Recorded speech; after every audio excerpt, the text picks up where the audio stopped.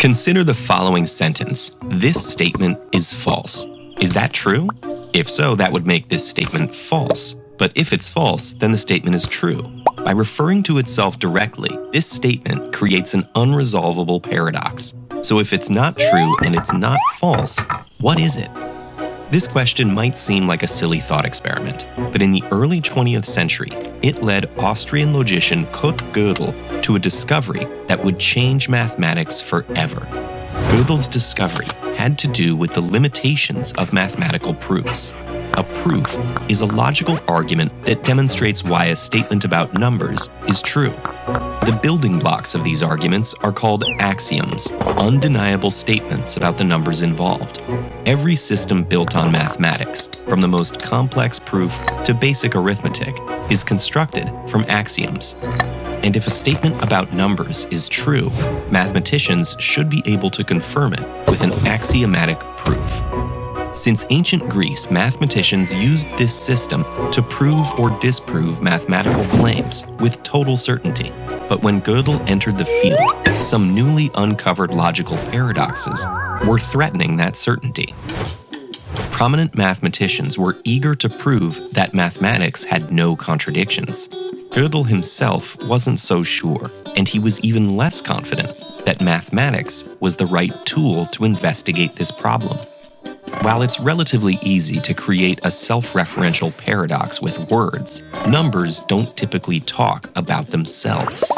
A mathematical statement is simply true or false, but Gödel had an idea.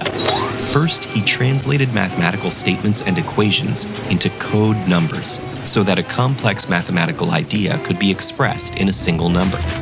This meant that mathematical statements written with those numbers were also expressing something about the encoded statements of mathematics. In this way, the coding allowed mathematics to talk about itself. Through this method, he was able to write "this statement cannot be proved" as an equation, creating the first self-referential mathematical statement. However, unlike the ambiguous sentence that inspired him, mathematical statements must be true or false. So, which is it? If it's false, that means the statement does have a proof. But if a mathematical statement has a proof, then it must be true. This contradiction means that Gödel's statement can't be false, and therefore, it must be true that this statement cannot be proved.